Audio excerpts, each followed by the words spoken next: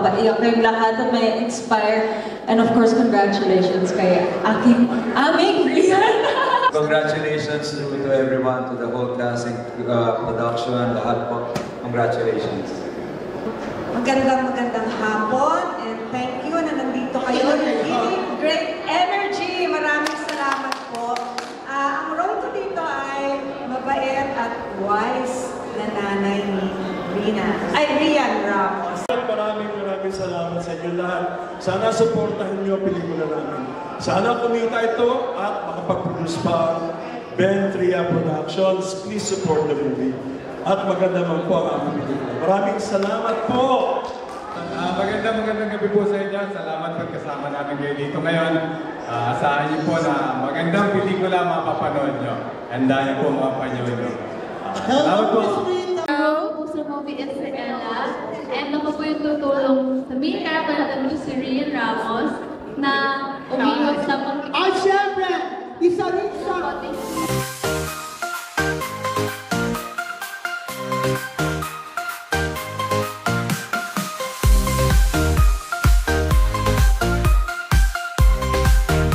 Maraming salamat po sa lahat po ng nagpunta ngayon. I hope you guys support our movie. Isa po itong magandang movie under Ben Tria Productions.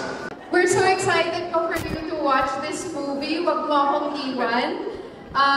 Ayan, makikilala niyo na po ang character ko na si Lara.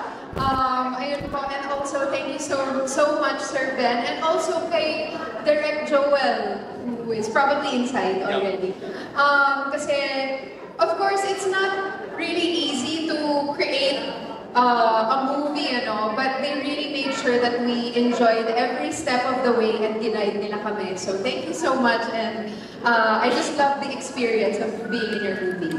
Maraming salamat po sa inyo lahat sa pagdalo ngayong araw na ito. Sana po mag-enjoy kayo sa pelikulang ginawa po namin. Dahil kami po nag-enjoy kami sa paggawa. Dahil si Sir Ben, kaya lang sabi ni Jason at ni Rian, buhay na buhay po sa puso niya yung sining. Kaya nakikita namin yung passion niya, sila nila Direct Joel, at nakakahawa sa aming mga parte ng pelikula sa buong cast. Kaya sana po kayo mag-enjoy din kayo kung paano rin kami nadala ng buong buhay. So sa November 27, huwag nyo kami iiwan sa sinihan at panoorin natin yung Huwag Mo Kong Iwan from Ben Tria Productions, of course, directed by Joel Lamana.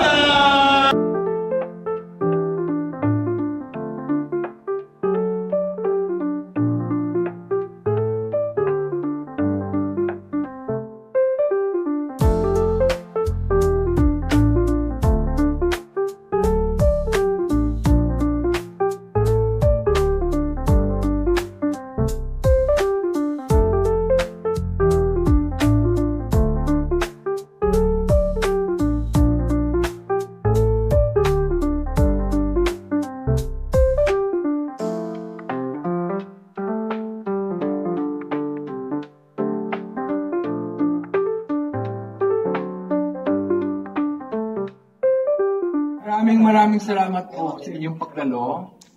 Sana po ipamalitan nyo sa mga kakilala nyo, kaibigan nyo, kung ano man ang mapanood nyo ngayong gabi. Meron pong bagong producer. Sana po ay ating tangkilikin ang pelikula para dumami pa ang producer na kagaya niya na ang puso ay talagang nasa industriya ng pelikulang Pilipino. Palakpakan po natin ang Ben Tria Productions at Engineer Ben Austria. Maraming salamat po. Thank you, Derek. Good evening to everyone. Thank you for coming. Sana magustuhan niyo itong pelikulang ito kasi napakaganda. And we have a good stellar actors and very professional. Lalo nitong tatlo na may idol, Rita Aguila. And of course, lahat sa mga supportings. Salamat sa inyong pagpunta. And then, i-disseminate ninyo itong information na ito kasi hindi lang love story ito. Meron din social issue awareness. So, salamat sa lahat. Thank you for coming.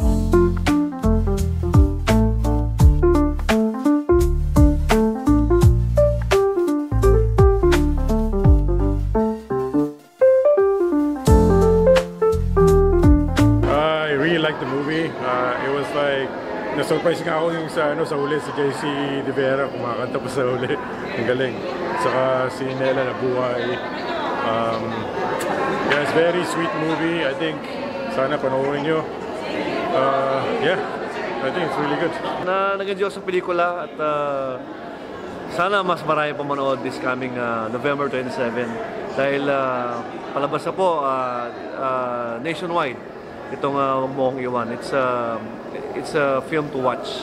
Yan, and yun, gusto ko yung mga twist ng story and yung love story, napakaganda, nakakilig. Sobrang ganda, grabe. Iba talaga paggawang Direk Joey Lamangan. Sobrang nakakaiyak na nakakatawa. Pinaglalaroan yung feelings ko dito sa movie to. Yeah, sobrang ganda. You must watch this, guys. Thank you so much. I didn't know what to expect, but it was so beautiful and sad and nakakakilig and actually parang range of emotions. And at the end, I still don't know how to feel. I'm also torn. No spoilers. The film was so good. Actually, uuwi na po sana ako in the middle of the film because I have other errands. Pero napanood ko po siya hanggang sa huli kasi gusto kong malaman kung ano nangyari sa huli. Parang it's a good story about love na sometimes hindi pala yung akala natin na para sa atin, hindi pala yun, may iba pa pala. So, para sa akin, I really like this film. Dapat panoorin niyo po itong Huwag Mo Akong Iwan. Iba talaga ang isang Direk Joey Lamangan. Grabe, sobrang... Hindi ka talaga ma-disappoint sa mga movies ni Direk Joey. Talagang nakakatawa, at the same time nakakaiyak, and nakakakilig din. So, very malalim din yung kwento na to, and I hope you have to watch it. You have to watch the movie. Nung simula, hindi ko alam kung sino, kung sino makakatuluyan ni Lara. And I'm not gonna spoil, pero makita niyo kung sino talaga. And it was really good. It was really nice at I really like the flow of the story. Kaya yun, congrats po sa inyo.